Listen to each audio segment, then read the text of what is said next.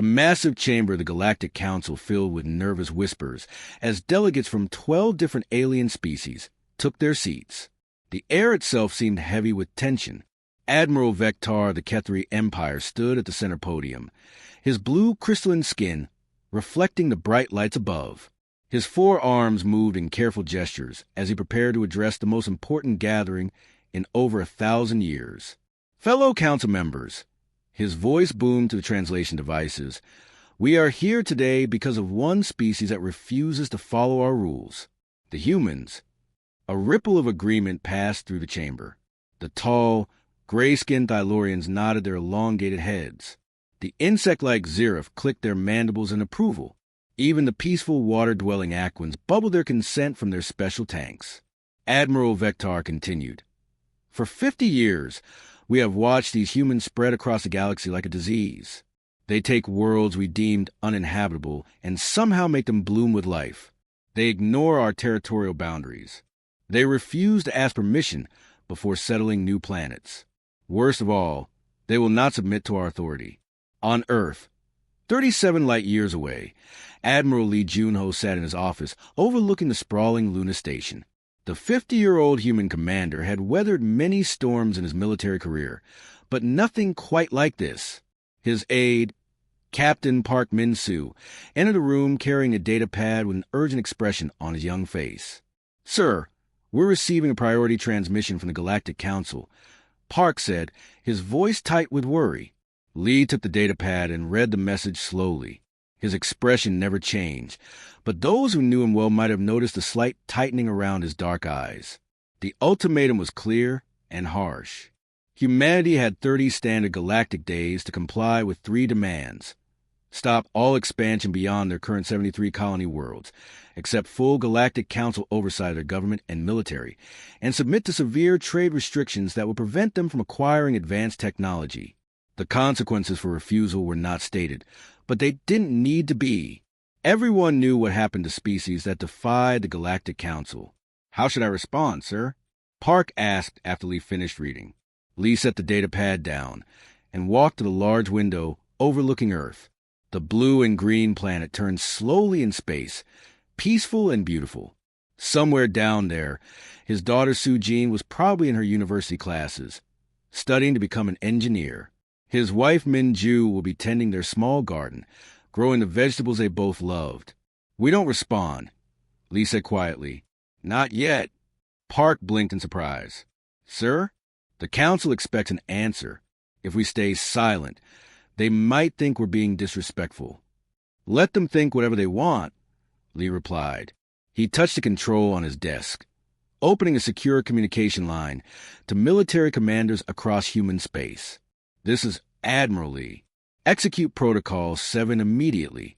Complete communication blackout with all alien species. Recall all diplomatic staff and civilian traders from non-human worlds.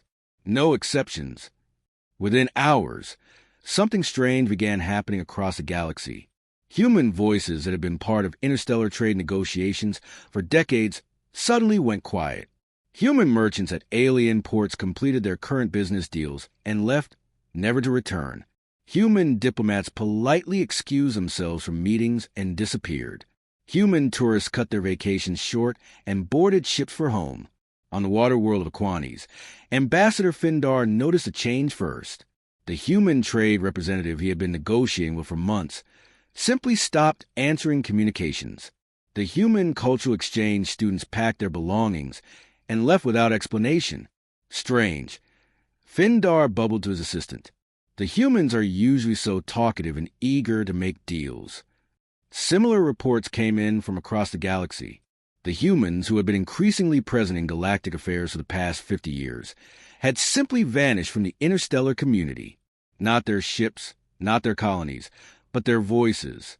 They had gone completely silent. Back on Luna Station, Admiral Lee stood in the same spot by the window. Captain Park approached him with another report.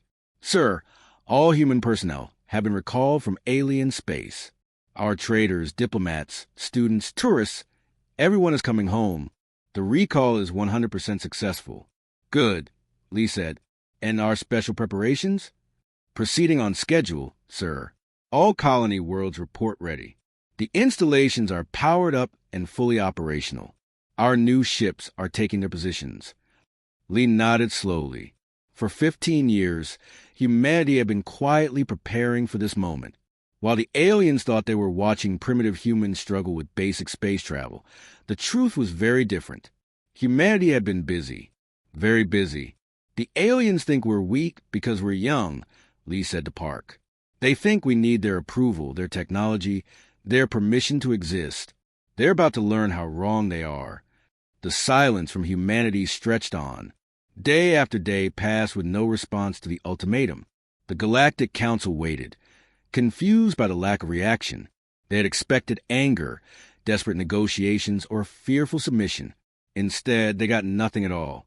And in that silence, humanity prepared to show the galaxy exactly what 50 years of quiet determination could accomplish.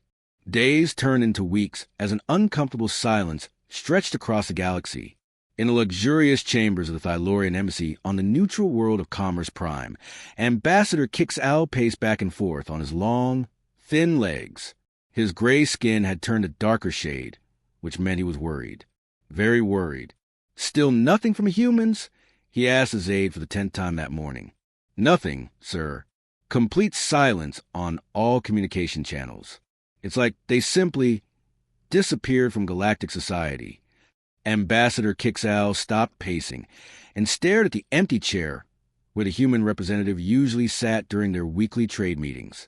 For 3 years, a cheerful human woman named Kim So-young had occupied that chair, always ready with jokes and clever deals. Now the chair sat empty, gathering dust. Meanwhile, on the remote observation station orbiting the human colony of New Sol, Dr. Kim Hygiene watched the alien surveillance drones through her telescope.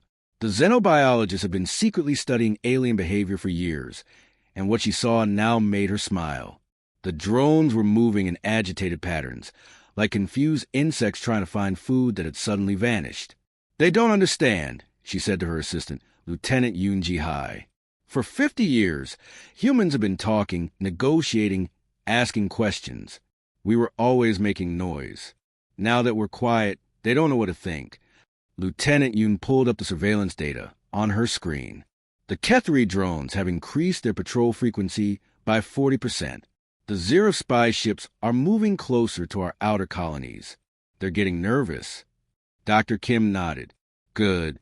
Let them wonder. Back at Luna Station, Admiral Lee Junho received daily reports from across human space. Every single report said the same thing. The aliens were confused and getting more worried by the day.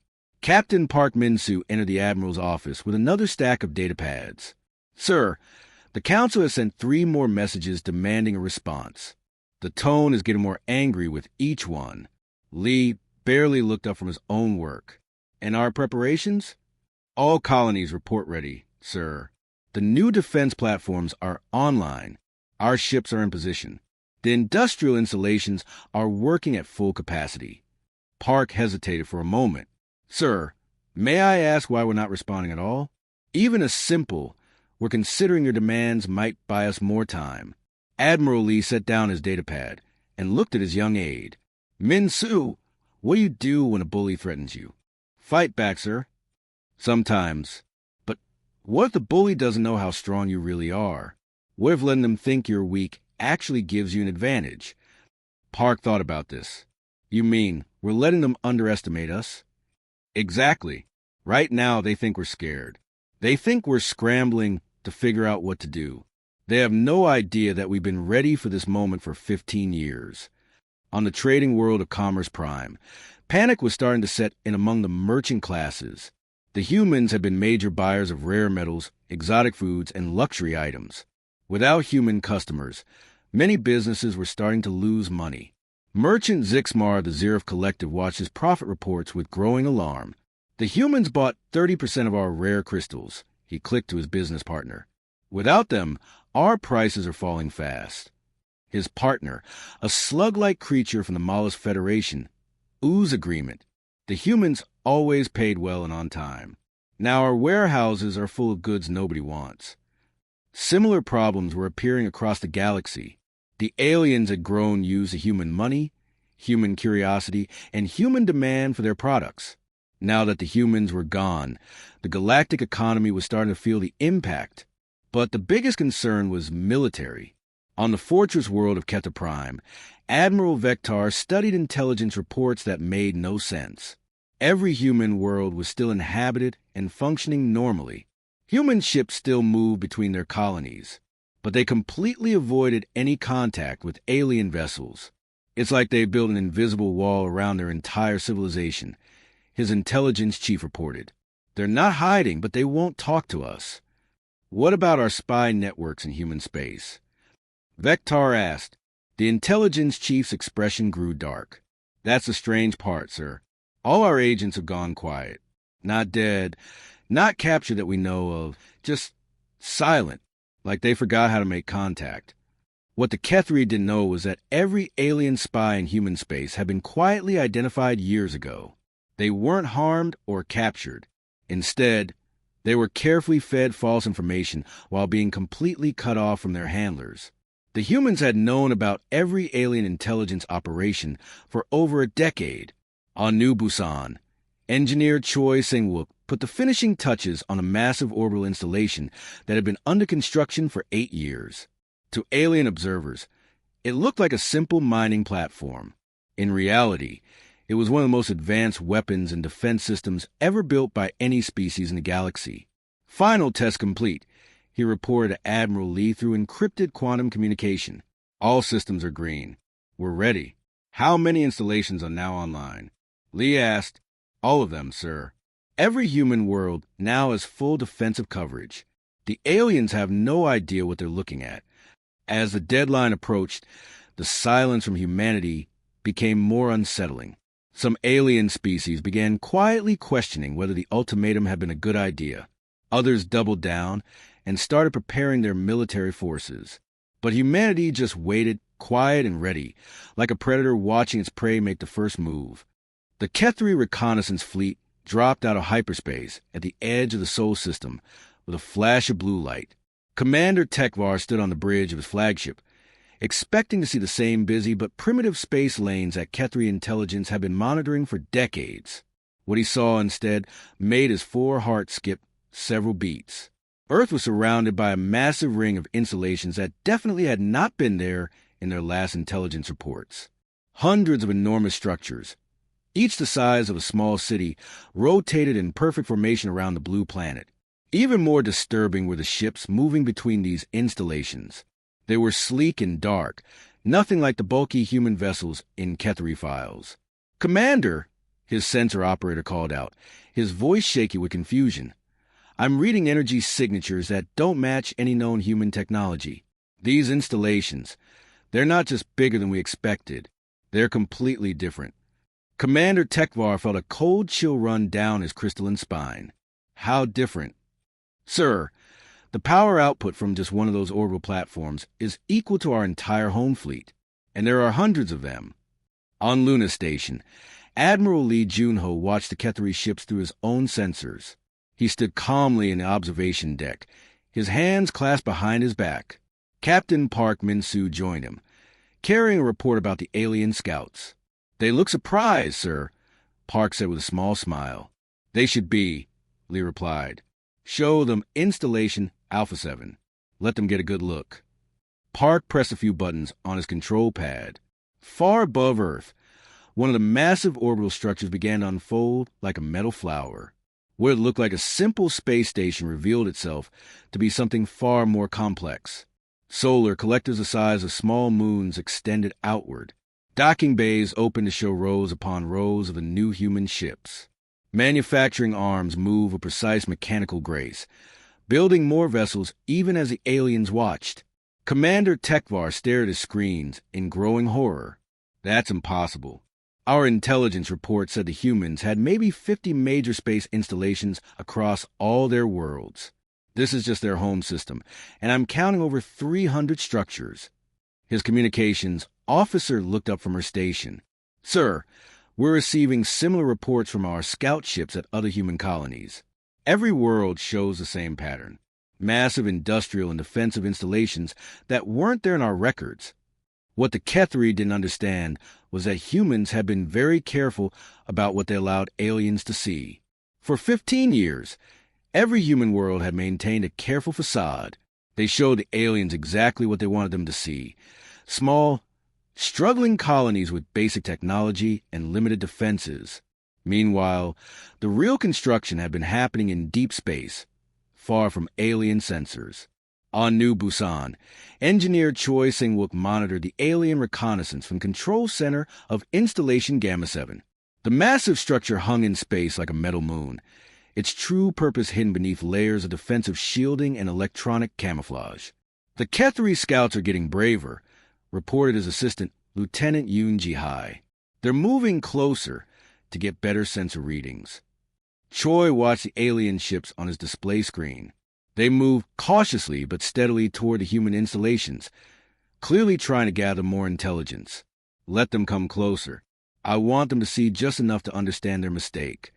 Should we activate the defensive systems? Not yet, but prepare them. If they try to get too close, we'll remind them that this is human space.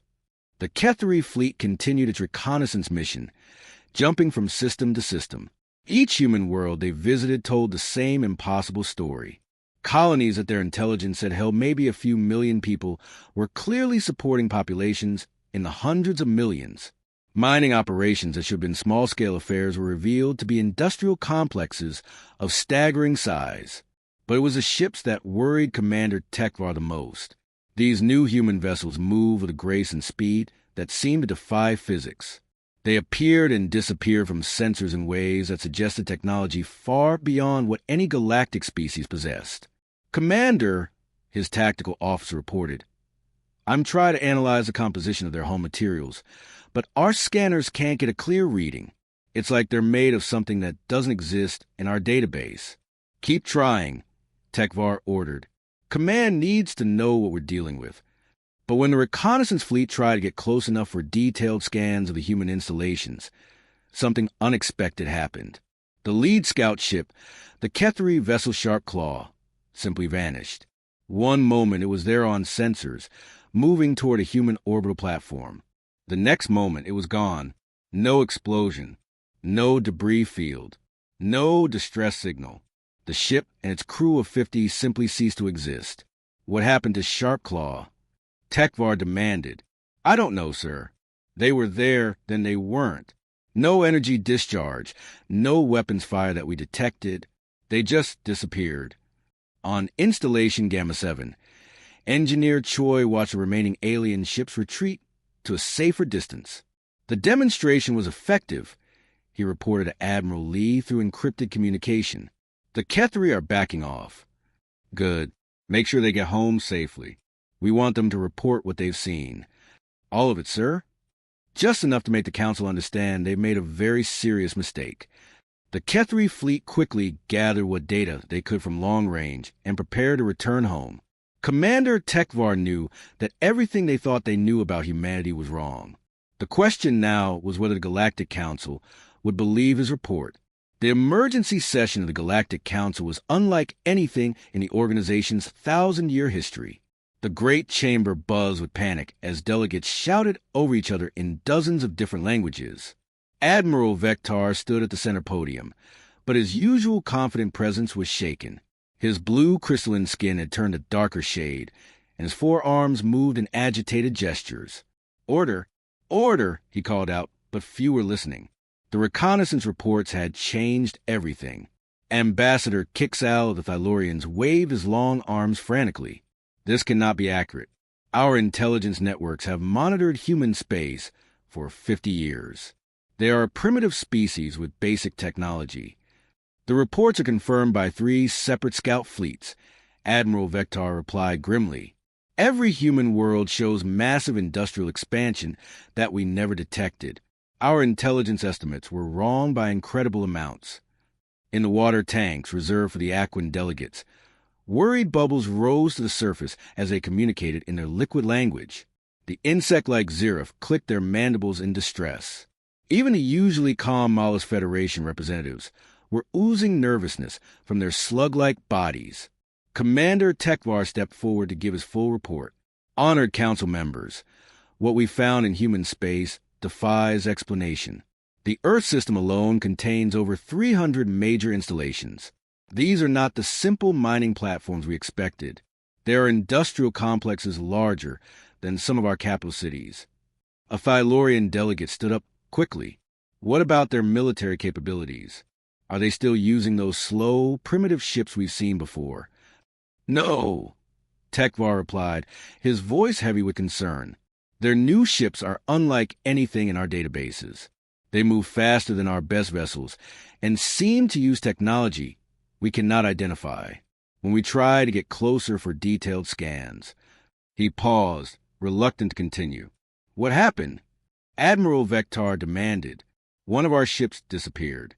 No explosion, no weapons fire, no debris. It simply ceased to exist. The chamber erupted in worried voices again. Some delegates accused the Ketheri of making up stories. Others demanded immediate military action. A few quietly suggested that maybe the ultimatum had been a mistake. Far away on the hidden world of Titan, Director Nam Sujin walked through the vast underground complex that had been humanity's best-kept secret for 15 years. The massive facilities stretched for kilometers in every direction, carved deep into the moon's ice and rock. Assembly lines produced advanced ships and weapon systems around the clock, all completely invisible to alien detection methods. Final production numbers, Director? Asked her assistant, Engineer Lee Hyun-woo. Nam Soo-jin consulted her datapad. We've exceeded all targets. Every human world now has full defensive coverage. Our new fleet is 3 times larger than our highest estimates suggested we could achieve. Most importantly, none of the alien intelligence networks detected any of this construction. How is that possible? Surely some of their spies must have noticed something. Nam Soo-jin smiled coldly. We've known about every alien spy in human space for over a decade. They're not harmed, but they only see what we want them to see.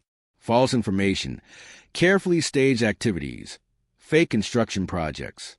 While they thought they were watching us build simple colonies, we were actually building the most advanced military and industrial network in the galaxy. Back in the council chambers, the debate continued to rage. Admiral Vectar tried to restore order as more reports arrived from across the galaxy. All our intelligence assets in human space have gone completely silent, reported the Chief of Council Intelligence. Not killed or captured as far as we know, but unable to make contact. It's like they've been cut off from the outside universe. A Zerif delegate clicked urgently. What about our trade networks? The humans were dependent on us for rare materials and advanced components. That's another problem, Admiral Vectar replied. Our economic analysis shows that human trade with alien species has dropped to 0 over the past few weeks. But their colonies are still functioning normally. This suggests they no longer need anything from us at all. The implications hit the Council like a physical blow. For 50 years, they had assumed that humanity needed galactic civilization to survive. The trade restrictions in their ultimatum were supposed to cripple human expansion by cutting off their access to advanced materials and technology. But if humans no longer needed alien trade, then the ultimatum was meaningless. Ambassador Kixal stood up again, his gray skin now almost black with worry. How could we have been so completely wrong about their capabilities? Our intelligence services are the best in the galaxy. Because they wanted us to be wrong, Admiral Vectar said quietly, this wasn't an accident or a failure of intelligence. The humans deliberately deceived us for decades. They showed us exactly what they wanted us to see while hiding their real development.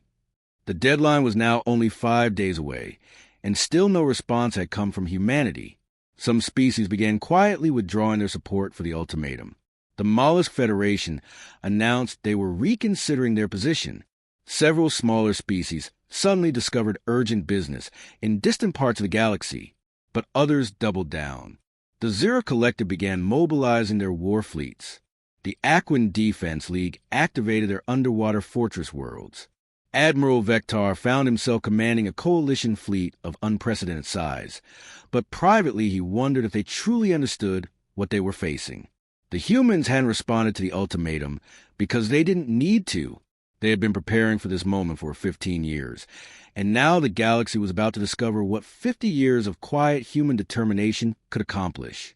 On the 30th day, humanity finally broke their silence. It began at exactly 12 o'clock Galactic Standard Time. Across the galaxy, every major trade hub, military base, and council facility found themselves face-to-face with human ships that had appeared as if from thin air. The vessels hung in space like dark shadows, sleek and predatory, completely unlike the bulky human ships in alien databases.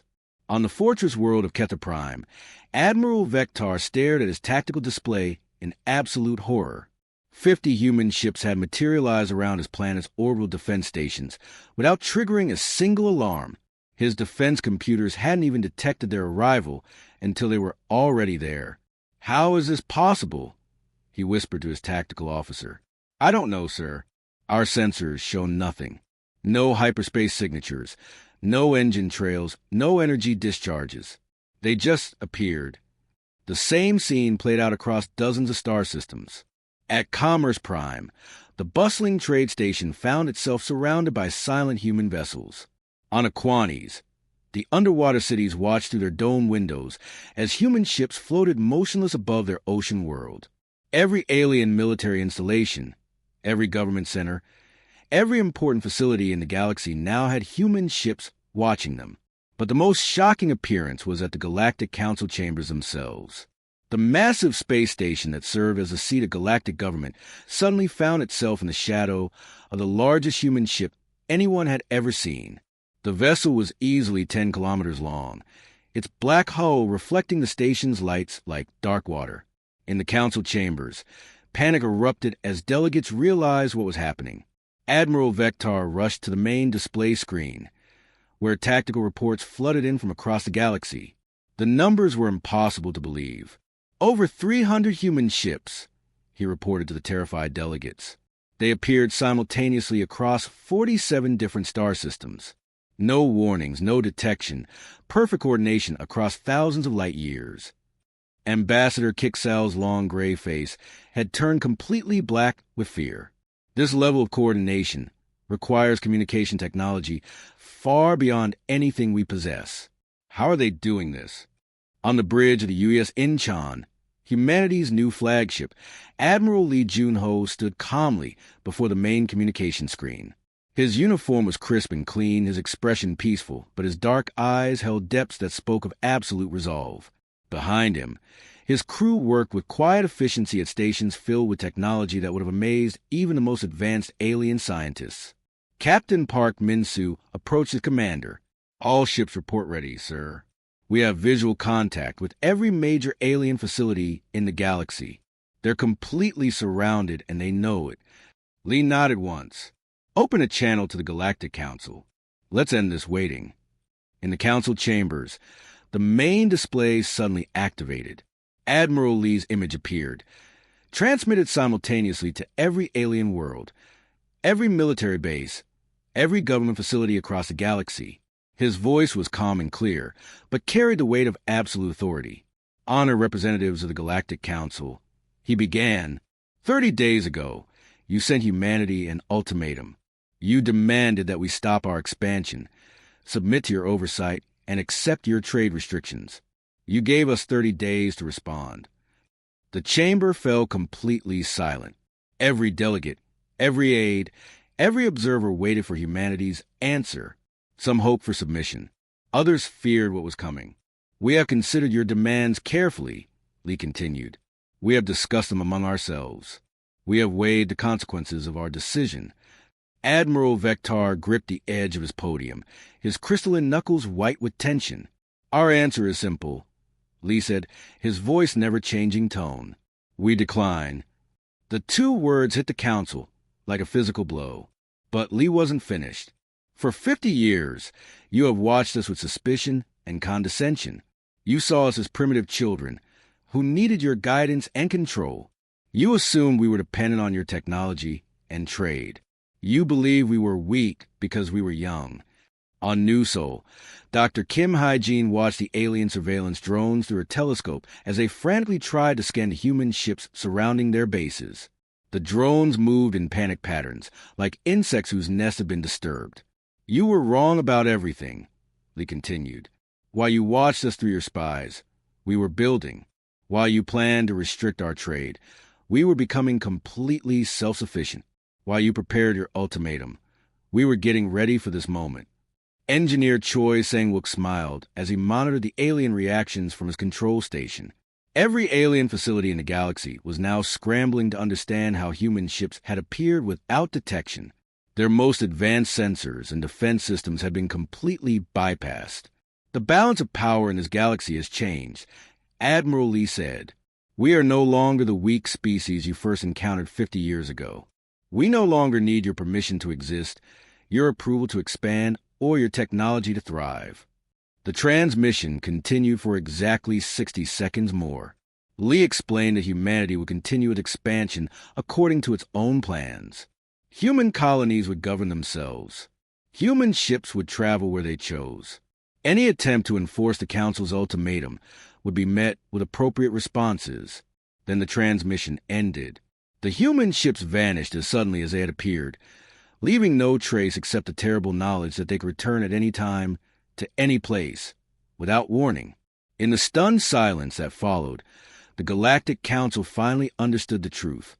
Humanity's silence hadn't been fear or confusion. It had been patience, giving the aliens time to reconsider before learning how completely the galaxy had changed.